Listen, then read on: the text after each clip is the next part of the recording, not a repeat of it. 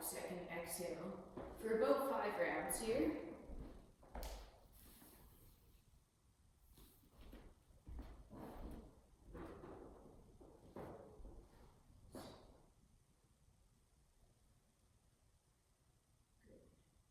And nice inhale here for 5, 4, 3, 2, and exhale for 5, 2, and inhale again, nice big fill of the belly all the way around into that low back, and exhale 5. On this next inhale, we're going to hold at the top. So nice big inhale here, hold in, and then breath hold for our 15 seconds here.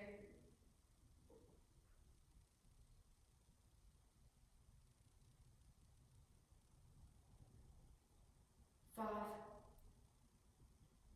3, 2, 1, and exhale.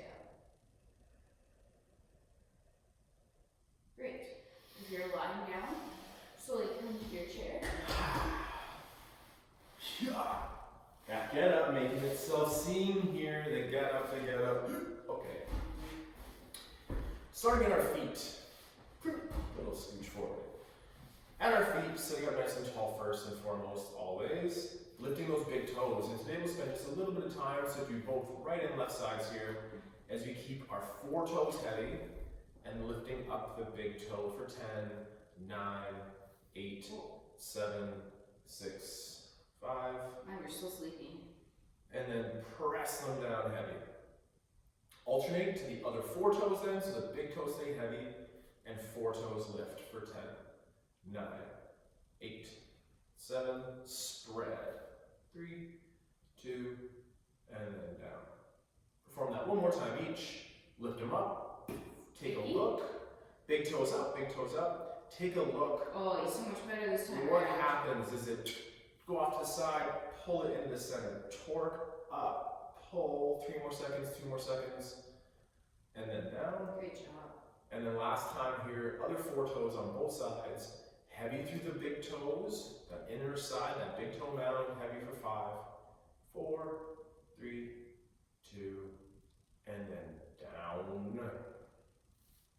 From here, can you crunch your toes, lifting the big toes off? Crunch the toes, lifting the big toes off. I'll do one at a time. So crunching, lifting that ball of foot off. Not easy, but that's easy when compared, I believe, to crunching the toes but keeping the ball heavy. And extend the toes. And crunch the toes, keeping the ball heavy, and extend the toes. One last 1 or 2 of those.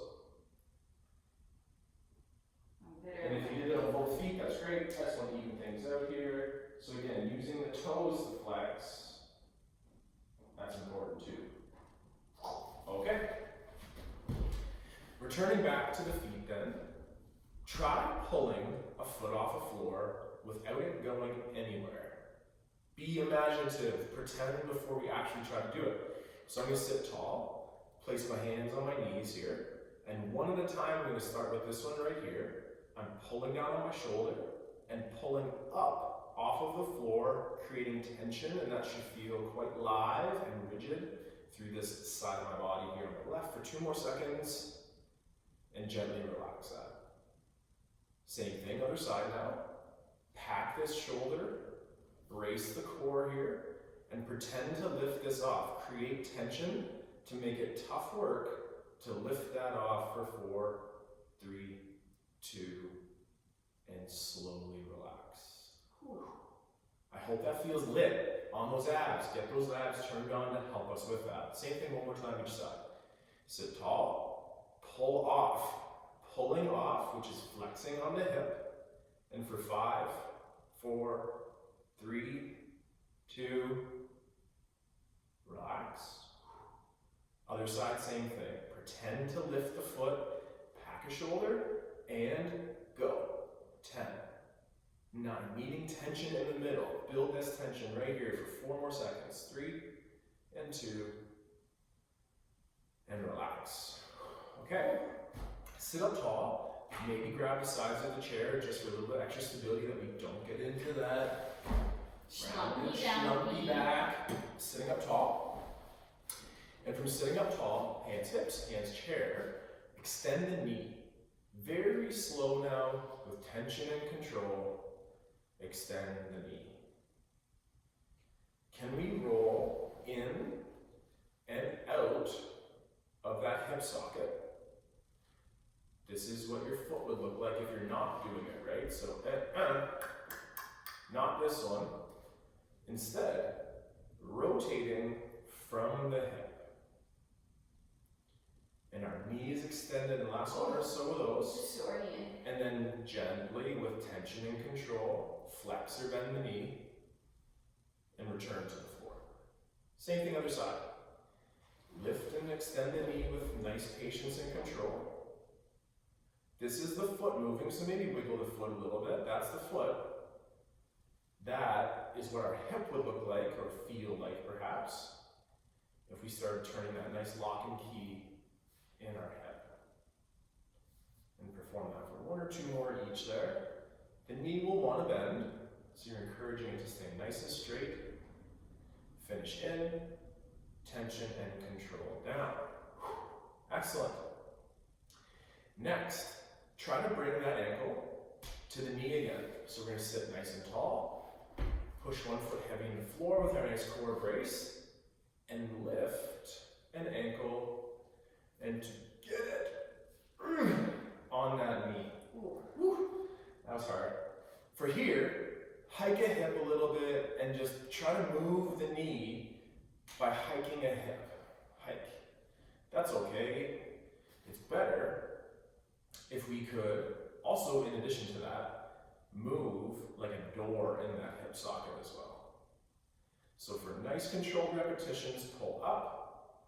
For nice repetitions, pull down. And think again about this happening in the hip socket for the last repetition. And then with tension and control, and maybe an assist with the other hand, lift the leg, return to the floor nice and slow. Sit up tall, readjust, same thing, other leg. Push one foot heavy in the floor, tension up as we assist this leg to the knee. Hike a hip down, hike a hip down, hike a hip down, hike a hip down. Now level those hips, sit tall, and now move from the hip socket of pulling or flexing the hip up and extending or pushing that hip down. And then gently to pull up and gently down. I'm going to do that one more time each. And then return to the floor. Might pick up, just to make it graceful and controlled, and return to the floor. From here, we'll perform one of our cat-cow extensions. I'll do a quarter turn, and Lauren kind of coach us through. Cat-cow. Okay, hands are on legs. Nice neutral spine. So just sitting up tall, thinking about pushing your chest forward a little bit. But not that far forward. Good. So chest is going to push forward. Gently tuck your chin a little bit towards your chest. And now, keeping your shoulders set and where they are, start pushing your chest back.